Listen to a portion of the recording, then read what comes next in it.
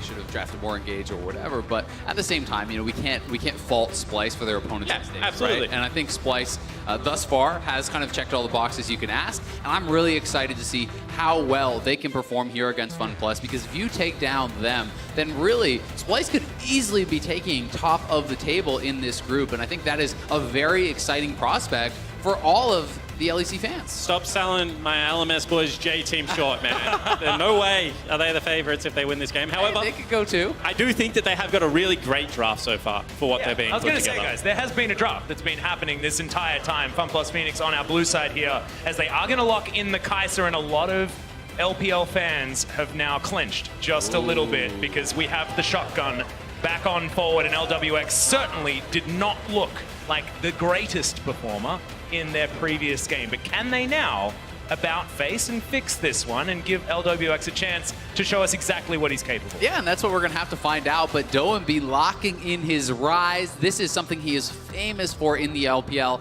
but it's much more about the side lane play for him. He is a guy who really popularized the Righteous Glory on the rise, going with things like the Rylai's as well, more utility to be in the face of their opponents, chasing them down in the side lane, a little bit of an added tankiness there as well. So certainly will be really exciting to see him bringing it out here today. And while, I said, whilst we were talking about, you know, the fact that he is back on the Kaiser, domestically, he was a very good Kaiser player. Once again, I don't want us to be too overreactionary to this pickup, because I think that a lot of LPL fans would actually be like, this is a perfect draft. We've gotten rid of Xayah, we've got Kaiser for ourselves. This is the best AD carry for LWX to play that shotgun playstyle. Yeah, as far as I know, yesterday actually, well, his first game at Worlds was his first loss.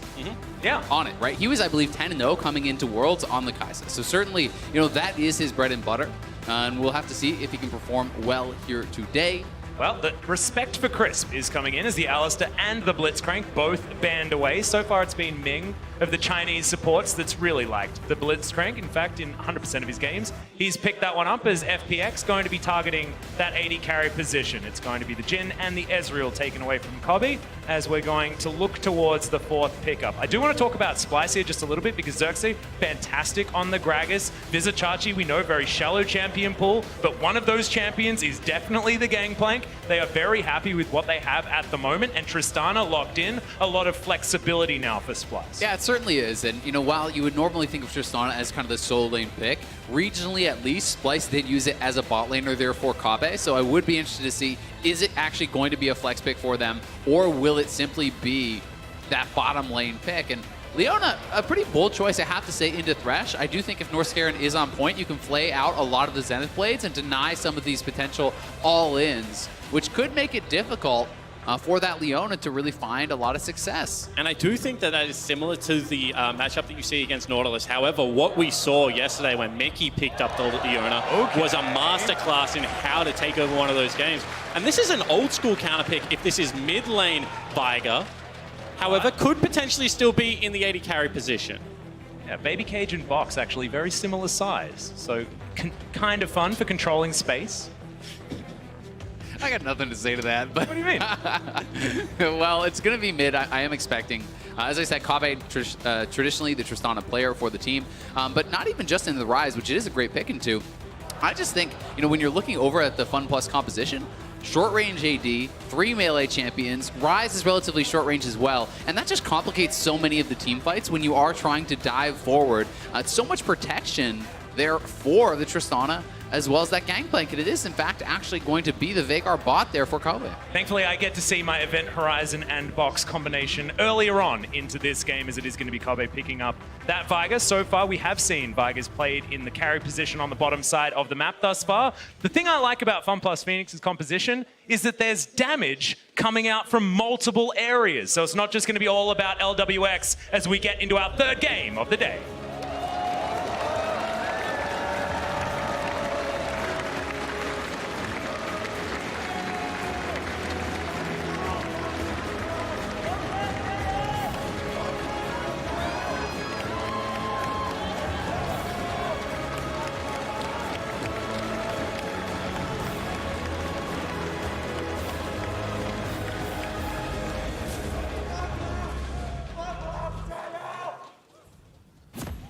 Welcome, ladies and gentlemen, to Summoner's Rift for FPX versus Splyce.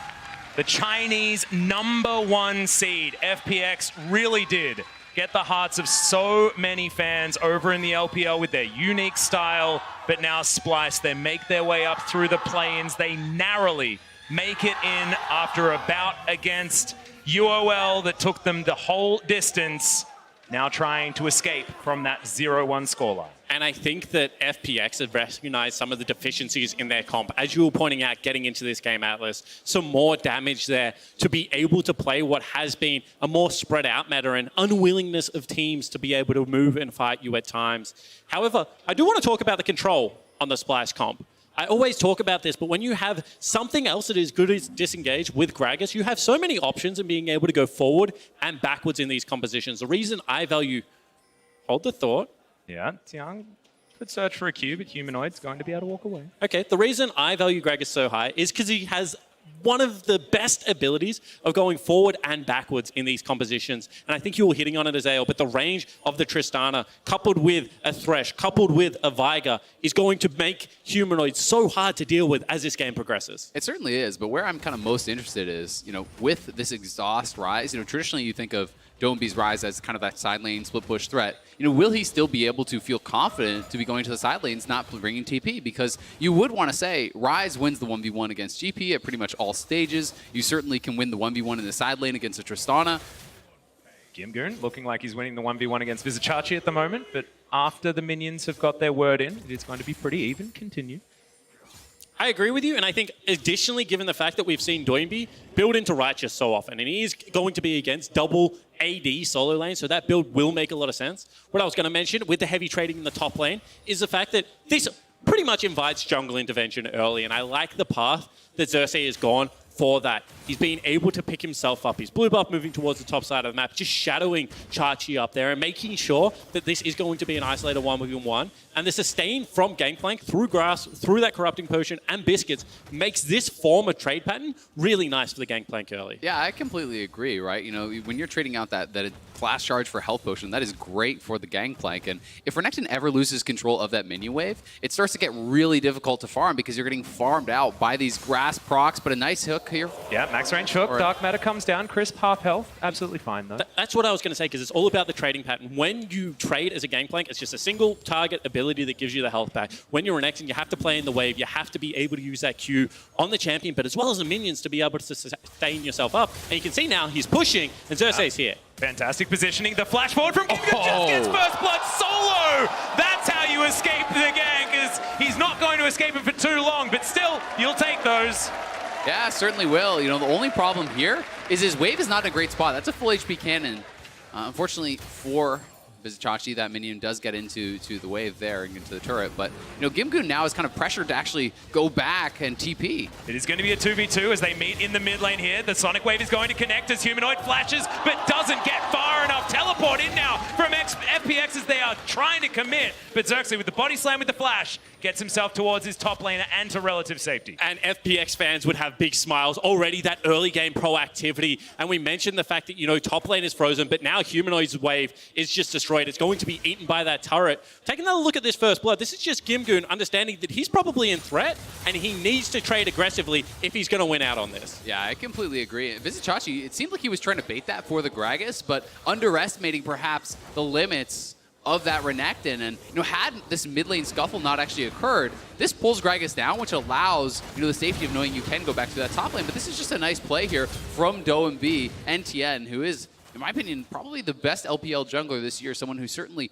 has not gotten a lot of attention internationally yet. Yeah, absolutely agree with you. And I do want to talk about maybe a damage miscalculation, because we've seen a lot of Conquerors being built on Renekton. However, this is press the attack. So maybe just not used to kind of the damage calc that was coming across there. It was just a slither of hell that did mean that Chachi fell down. Yeah, we need to talk about Tien's Lee Sin as well. His Lee Sin has been legendary, even in their match against Kingzone at Rift Rivals. It was so exciting. His Lee Sin plays were absolutely outstanding.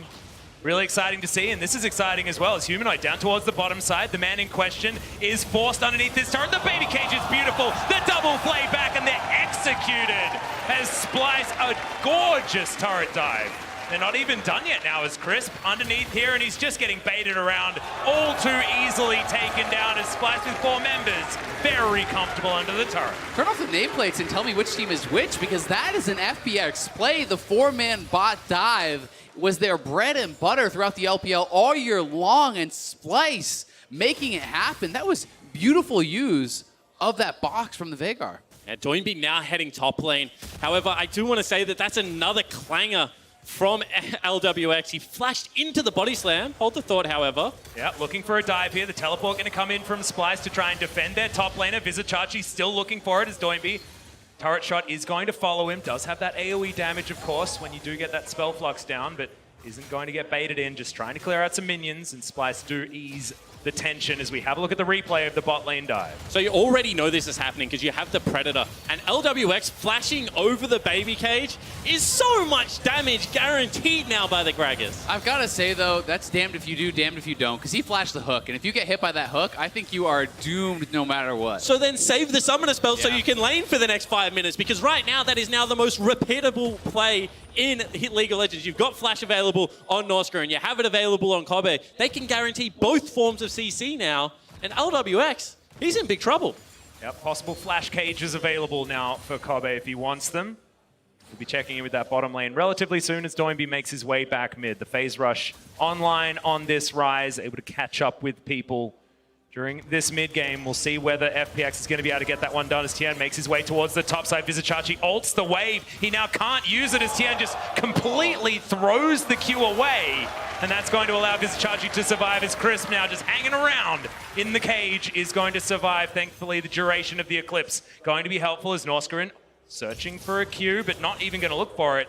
Does have the flay there onto LWX, but can't get any damage. I mean, that was just a terrible Q from Tien, honestly. You know, there's no flash on Vizicachi. You know that there's not there. So, yes, he's going to be able to pop his orange when he does get stunned up. Slight delay there, and that's really what you're looking for, even just leading him by a bit to, at the very least, force him to turn back into the Renekton. And once again, I would love to draw everyone's attention down into the bottom side of the jungle, because this is Humanoid once again getting priority, pushing in to the bottom portion of the map, and that means the structure is coming under fire. Yeah, Doinby going to jump all the way in.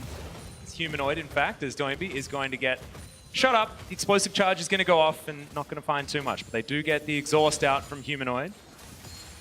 If you're an FPX fan, this is a very concerning game. I mean, Splyce are just dominating. You know, this sort of a lead this early on with the composition that they have, the Veigar, the Gangplank, as well as the Tristana all scale incredibly well. Splyce is dominating the map 8 minutes in. And it's in the bottom side. You know, this is an area that we expect FPX to just have an outright advantage. We talk about Kobe, we talk about his consistency, his ability to team fight, but we don't normally talk about the fact that he's going to take 3 plates in 8 minutes on Veigar. So, I mean, this is just a complete turnaround performance from what we've been seeing from this team. And it also looks like a little bit of a mental explosion on LWX's side. You can see second lowest gold in the entire game. Hasn't really found himself after a disappointing first game.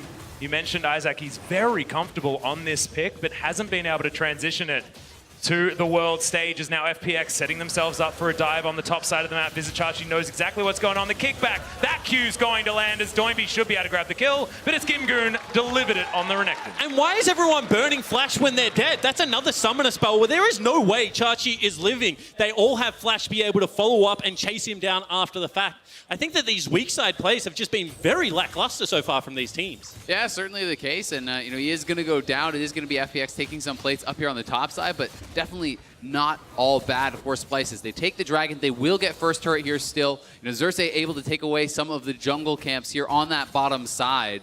So They've got so many plates, guys. All the plates going to be taken on the bottom side as Splyce do manage to take that first turret, and Humanoid's been getting a hell of a lot of work done in that mid lane. Only 2 plates remain over there as well. The top side, they've still got 5.5 minutes in order to get there, as FPX will be able to take down their first turret of the game.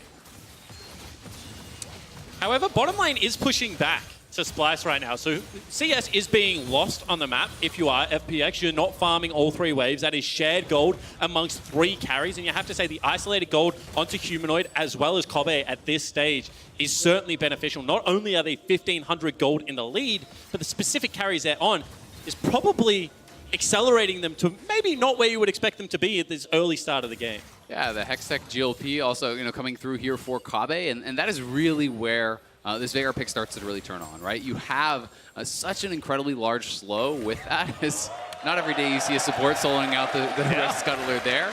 But you can start to really set up your own cages, right? You hit them with the slow, you walk forward with that Glacial Augment, you're often able to force summoners, you're able to force cooldowns coming out because they aren't otherwise able to escape the cage. And whilst being small in stature, with the magical footwear, he's a speedy little bugger as well. He just runs towards you. He can't really get away. He's trapped as a leprechaun this time around.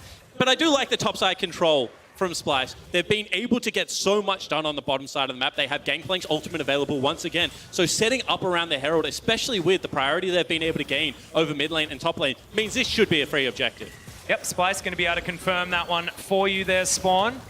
Should be able to push them ahead also because, like you were talking about, this game just feels so accelerated. It means these plates still going to be available for another 4 minutes. Sorry, 3 minutes, I tell a lie, but still quite a lot of time to get Shelly in the right spot to get as much money as possible. And it looks like that is going to be top side of the map for Splyce. Yeah, it really is. And at any time, honestly, as Splyce, when you have a Renekton and a GP kind of low on farm, but trading farm on the opposite side, the GP is going to be favored pretty heavily in that. We've seen Vizicachi multiple times now dropping the ultimate to just clear out waves, buying time for his squad to get more up on that top side. Look at this. It's just so many plates being taken. There's only 3 left on the map for Splyce to even get. As far as an acceleration of game pace, this is ludicrous, and it's coming from the team that has an infinite scaling bottom lane AP carry and a Tristana. Just insane as we have an attack into the mid lane as well as Humanoid going to be taken down. Crisp trying to get his say as now Doinby takes a plate for himself. And a good response play here, however, Doinby does need to be able to get out. Yeah, will he be able to get into his realm warp? The answer's no, but flashes to safety over that wall. Going to expend the summoner spell to keep himself alive, and FPX are going to be able to take down this outer turret bot side of the map as well. However, fairly nicely navigated there from Doinby. You would take that. It is going to be a flash-for-flash trade, and he is able to pull over the attention. Now the goal does become, however, can you keep this mid lane turret up? We've spoken about how important it can be, but I feel like if Splyce get the mid lane turret, they will just be able to press into the jungle and create any fight they want at this stage of the game. Yeah, it is certainly the case, but getting that kill on Humanoid does kind of push back the clock on that a little bit, and Humanoid certainly is going to want that one back. Had the Buster Shot to perhaps deny the Zenith Blade, had the Flash available to try to avoid the ultimate, so certainly was the ability there for him to dodge out on that, but not able to pull it off and does go down. And I think this is a strength we're seeing of Leona. Out of Fog of War, her chain CC individually is just so oppressive to be able to deal with. Multiple times yesterday, Mickey didn't even allow the Nautilus to get the Aftershock off through an auto attack before he was blown up. And I think that's another one of those situations where you think you have topside control, but the gank was very successful. Well, LWX going to reposition towards this mid lane as we crest the 13-minute mark. Norskren coming on down here. Can fake out with a lantern to make sure that he gets them out of the way, but it looks like we do have a 1-3-1 style of composition working out here on the Splyce side. You can see Vizicachi just moving towards top side and Humanoid gravitating towards the bottom waves.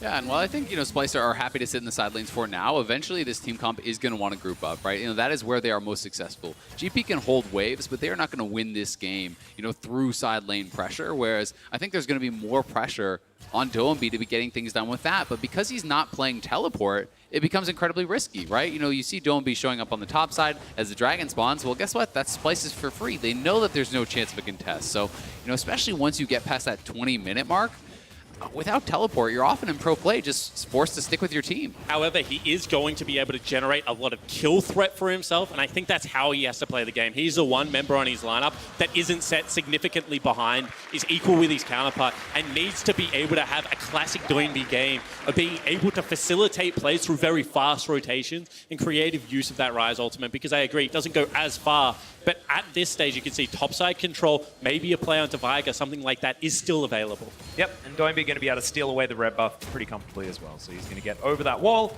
get himself out of any trouble, and in fact, he wasn't in any trouble to begin with. See whether this Rise is going to be exactly that carry that you were talking about already with the Seraph's Embrace transformation complete. See what the next item is going to be. It will be a very late Rod of Ages if it is indeed going to be one, as the Zenith Blade actually blocked by the Event Horizon.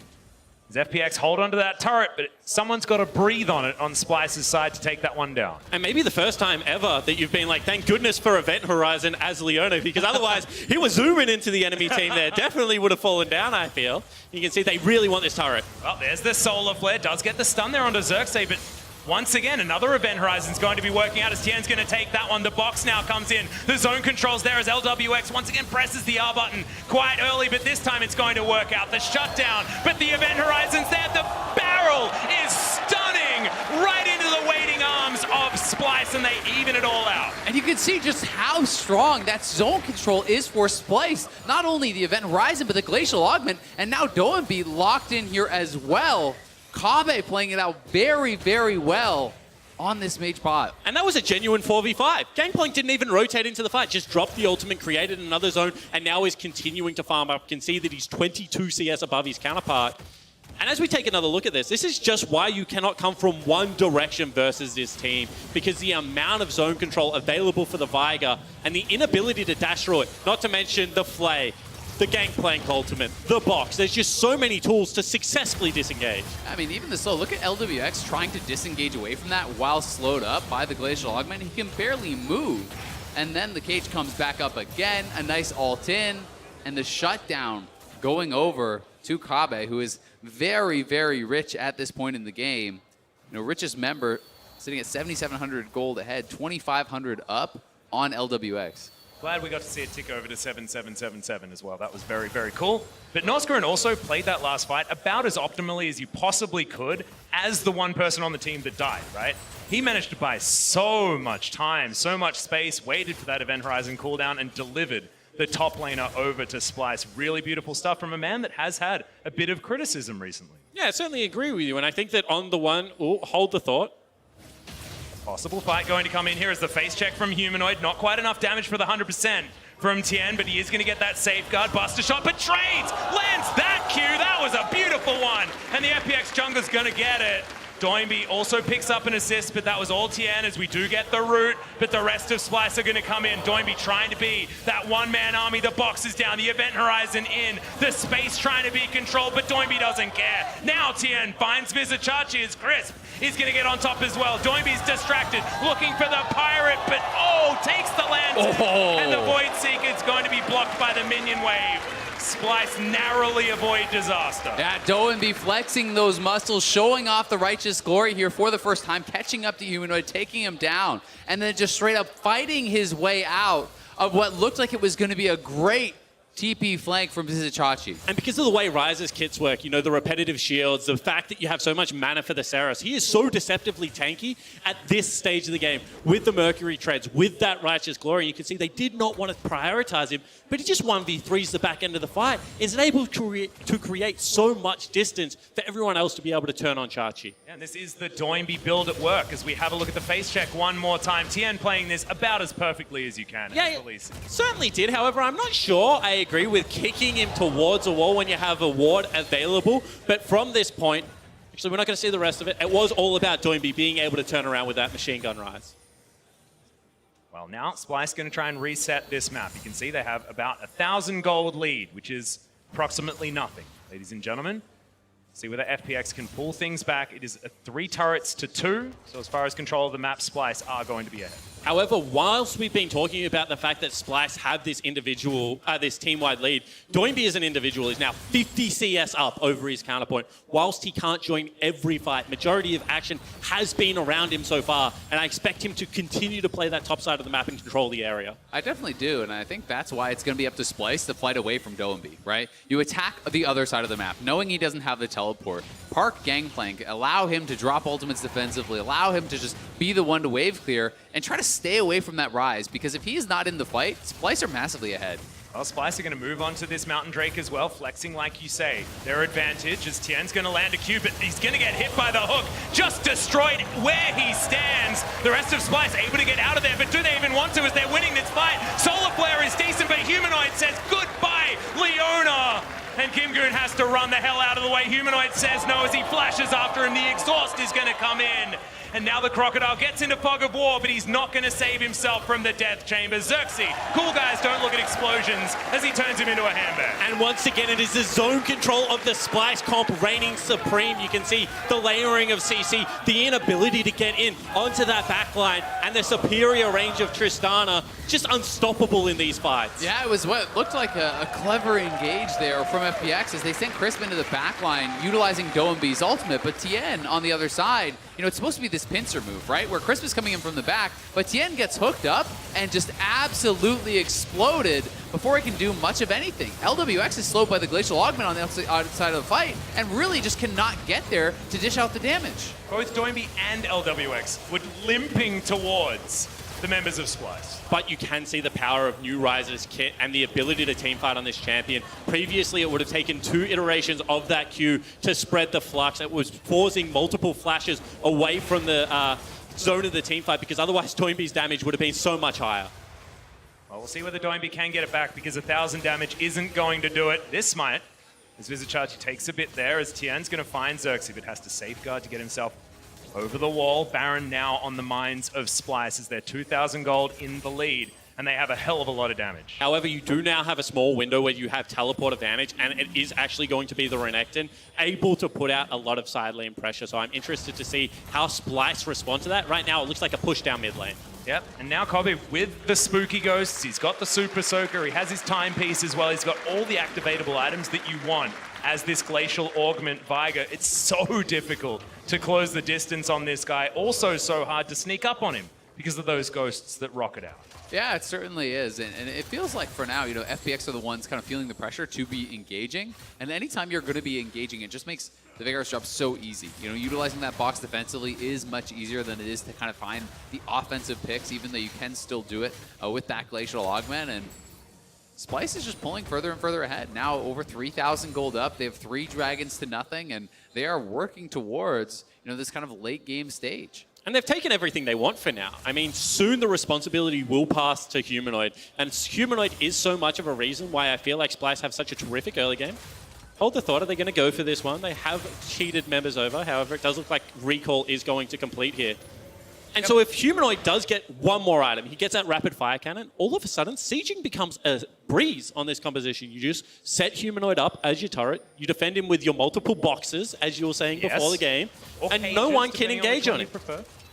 Yeah, it's really the case. I mean, it's so easy to just walk up to the turret, you drop a box kind of on/behind the turret, they have to back up, you have Lantern on your Tristana who has incredibly long range. There's really very few ways to actually be able to find that sort of an engage. I'm really getting confused about which box you're talking about as well, as FPX trying to get in out of one box into the other, as now the engage has started. Crisp with a beautiful Zenith Blade finds the Solar Flare as well out of nowhere, as Doembe's damage finally coming to the fore. It's a decent disengaged barrel there, but Tien still at half health is going to survive. Kobe not so lucky. And this time it is the shotgun working, successfully counting out damage abilities, and the prediction from Chris on the ultimate there did allow them to continue the fight. It is only one pick, however, and you can see how hard it is to get onto this Splyce comp. They have so many disengage tools. Yeah, they certainly do, and you know, the problem is they didn't get anything more, as you're saying, right? You know, you want to try to get that pick and turn it into a Baron, but Splyce disengaged so incredibly well that it was never really the possibility, and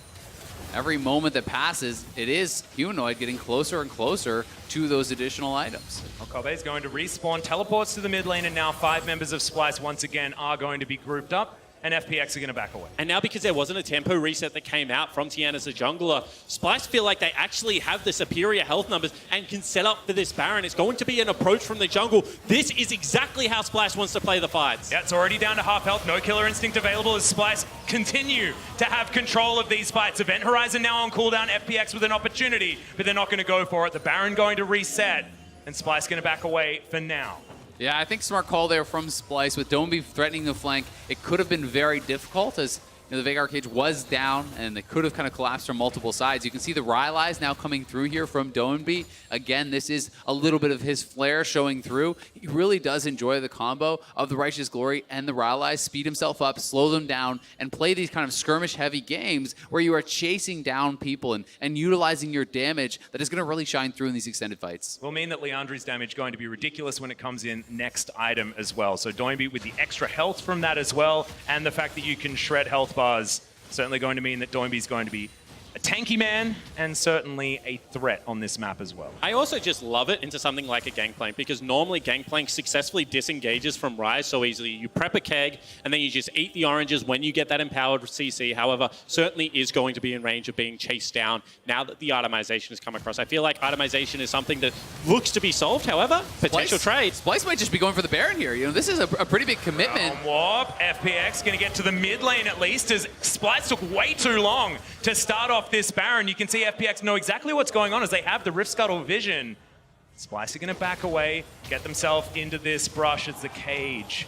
Not going to be successful there coming out from Kobe. But Atlas, it's not only that, it's the fact that they don't have great Baron damage at this stage of the game. This is only a 2-item Tristana. Humanoid is not the member that is accelerated in the game. He's like 50 CS behind the clock of where he would probably want to be right now. You can see the lack of teleport also hurting him by not being able to pick up all these side lane farms. So I do feel like that is a slower Baron than Splyce might have thought they had at this stage of the game. Yeah, certainly a possibility. And the use of the Realm Warp there also critical to kind of shorten the window that they had to actually take that. So, you know, FPX successfully do navigate that situation and grab themselves a dragon here. Still sitting behind, though, and items are coming through. Zeal now on there for the Tristana, getting close to that critical 3 items that you talked about earlier with the Rapid Fire. But the Essence Reaver plus the Triforce done for Vizicachi means he's sitting on max CDR, and you can become stronger and stronger in these team fights because he's going for this AD-heavy build that scales incredibly well into the late game. However, I know I keep going back to it, but Doinby is now nearly at 5 completed items as far as solo carry's gone, and the way he's been able to navigate this game, 2-0-4 on his Ryze. He's going to be the late game first out of everyone on the map, despite his team being 3,000 gold down. And I feel like the changes to Ryze's kit meant that he is now a much better team fight than he was in the past, and certainly has the possibility to take over this game. The highest level in the game as well. As we have a look at total gold, he's second just behind Kobe as well, who's 2-1-4 and has had a great game on this Glacial Augment Viger. Splyce, though, still will have control. It just feels like slowly but surely FPX are shifting the onus back into their camp. It feels like they are so threatening with Doinby at the helm. Splyce now, once again, starting off this Baron. They are flirting with it over and over again, trying to get themselves into the best position possible. Crisp is spotted by that. Spooky Ghosts, yeah, are going to come in. The Glacial Augment, and immediately Splyce going to dive on it. Everyone avoids the Solar Flare, and the cage is just too much for the support on FPX's side. And once again, really well set up. We keep mentioning it, but Kobe's utility in this game is so high, and that means that the Baron Force now is available. Teleport will have to be burned here. Yeah. 50% health bar now onto this Baron. You can see that Splyce do want to turn if they find anyone. They don't want to go over for the wall. 50-50, but it looks like they might just have to as Gimgoon already prepped the ultimate. Looking to try and get in there. We've seen this before. There was Tien early into this pick. Oh! Somehow the burst didn't work out, and now the dive bomb comes in. The shotgun into the backline, and there goes LWX. The fade away on the Void Seeker as well as Kobe. Hit by the Sonic Wave and destroyed. Ace for FPX. Chinese first seed finds the team fight, finds the Baron, and they'll run it up the mid lane. And LWX rights all the wrongs of day number 1, is able to come in, pick up the triple kill, and they will push their way into the base. The wheels fall off for Splyce in the 4v5. They get ace. They lose the Baron. I thought you were going to say lose the FPX. base. That would have been the rhyme there, Isaac. You were so close as Doinby cleans up the inner turret on the bottom side of the map. There is one more inner remaining, and FPX have flipped this game on its head now, a 3,000 gold lead. Let's see how it all happens. And Tien's patient. He doesn't take the first Q, and you can see that it looks like they're burning important cooldowns. The zone control is there, but finally multiple areas, and the kick heard round the world through 3 members, gets the knock-up on Tristana, and allows the damage dealers to unload onto Splyce. Yeah, Doinby flies in, LWX flies in, and saving that ultimate to the perfect moment. Tien even threading the Q around here to get the ace onto Kabe. So well played, and FPX knows they needed a fight like that. The coaching staff so excited, knowing what it would mean if they were to go down 0-2 in the group. That was like a yes, and then no. It did look okay from the beginning, Well so I played. can understand. I mean, there's no other real way to say it because things didn't quite work out for Splyce, but they're not going to lose their base. It's not even going to get broken here as inhibitor turrets are still going to stand. And I think that 0 is very glaring only on the Splyce side. Yeah, and I mean, the question for me is why did Splyce 50-50? Why didn't they just turn to fight? You're in the 5v4. You've been doing so well the whole game. Why kill risk Lee Sin? He's in the back of the pit. He couldn't get out anymore. He already safeguarded over. Yeah. So certainly one they're going to be wanting back, but they are not out of the game just yet. They are heavily behind now off of what was an incredible swing in gold. I mean, look at the Baron power play. That is absurd. 7,600 gold already, and it's going to get bigger. This is one of the biggest ones I've ever seen. And whilst they're not out of the game, their job becomes so much more difficult because that's a level 18 rise that is at 5.5 items. And Viger is so much easier to play when you have an area of the map to set up around. Now it's going to be Doinby's real house. Rotate them around. You can see they're playing 3 lanes right now, even getting Renekton down bottom, despite the fact that no teleport is available. So as long as they don't get caught right now, it's going to be very easy to break into this base. Yeah, and some of these defensive items just make it a more difficult job for Kave as well to find that big cage. QSS there for LWX. You see the Banshees fail as well for Doinby, so that's going to have to be poked off. And, you know, LWX has more of an ability to fly into that back line, knowing if he does even get caged up, he's going to have the QSS to remove that. And while you can put out incredible damage on the Veigar, you can also die almost instantaneously to either of these carries. As Doinby just throws out the Realm Warp, just faking, heading towards this mid lane. But yeah, went for the Banshee's Veil instead of the Liandry's, wants to make sure that he can continue running at all of the CC that Splyce has available to them. That first one not going to be as effective. And then he's going to buy himself a pretty cool hat. So this Wizard is going to be very strong come 6 items. And I feel like that's very disciplined play from the FPX lineup. Obviously, in a best of 1, you have to make sure that you don't give the lead back. And this was a Baron power play used to knock down all the outer turrets and regain Dragon and Spawn Elder. Gives them another area of the map to be able to fight around. They didn't want to gamble with going for that all-out play. And you have to say that, you know, despite being a young lineup, they've been able to claw their way back into this one well, and now see whether, let's judge them on seeing how well they set up to break this. Yeah, definitely. And, you know, sometimes in these lineups, when you're having a ref tournament, having one big play like that can inject the confidence that you need to really up your level. And, you know, with some of these big luxury items coming through, you know, you have the GA now on Tien, so he can be more willing to kind of throw himself into that backline and try to kick a carry in at the expense of his life. And we'll see what FPX does with the lead.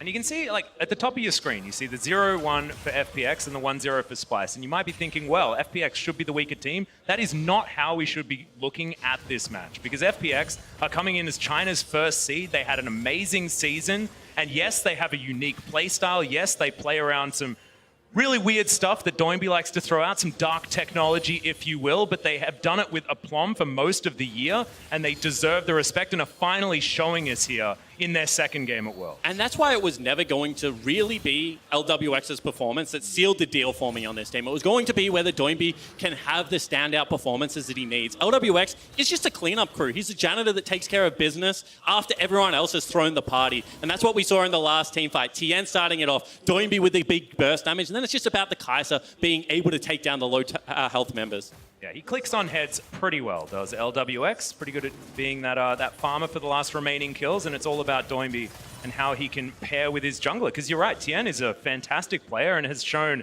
already in this series what he can do on this Lee Sin. And I think we can now expect FPX to start looking to get aggressive. Full Banshee's Veil bought up by LWX. The death cap completed there for Doinby. So, you know, this is about as strong as they are going to get at this point of the game. And Tien now looking for a flank here. That Realm Warp, it's going to be straight into the baby cage, but Humanoid all by himself and destroyed. Doinby picks up that kill comfortably as Tien not going to be afflicted by the Lee Syndrome, just leaves the Sonic Wave there. They'll take their pick on the Tristana, and now Splyce, 4 versus 5. They get the hook onto Tien. Is the combo going to be enough? He has a GA and doesn't even need it as Xerxes has to go into his Zhonya's Crisp right into the middle of the fight, but LWX is free hitting, able to get the damage down. Double kill already. Doinby only missing a bit of his health bar, and Gimgoon is a one-man wrecking crew. FPX dominate the fight. The hook lands, but that is not one you wanted to follow. And that is a huge fight for them. You can see LWX immediately running mid lane to try to push up this minion wave. We'll see how much they want to go for. At minimum, they take mid inhib and can go back to the Baron. At maximum, they can try to continue the push here as Kabe is still dead and it looks like they're posturing for the end. Yeah, looks like they're thinking about it. They don't want this game to go on for too much longer. 20 seconds on Kabe, but that barrel was fantastic. The kick back! They collect Humanoid once again. His screen feels like it's permanently black and white as the first Nexus turret is going to go. 3 members of Splyce are still alive. Jen is going to get taken down, but it's the Nexus, the one thing standing between FPX and a 1-1 scoreline, and they'll finish it. Redemption for the first seed from China. And redemption for the carry players of FPX. A much better mid to late game, and they show that they are superstars, that they're not afraid of the big stage, and they take their first win of Worlds 2019. Feels like they have finally arrived after that one. Doa and Bia and LWX in particular showcasing some incredible team fighting down the stretch. But you have to say, from the Splyce point of view, it felt like they were doing everything right until that Baron, and that is going to be the moment that they are looking back to constantly. Yeah, and it's yellow and black colors, and it is a Baron throw. This is something that I know you, Isaac, are pretty comfortable with. Seen these before. But that Baron was a huge problem for Splyce. They'll be bot reviewing, they'll look back, they'll be like, guys, this is the moment that we have to fix. And I actually think that works in Splyce's favor because they know that those sort of big mishaps are the problem, and it's not necessarily how they play out the early stage of the game. But let's head over to the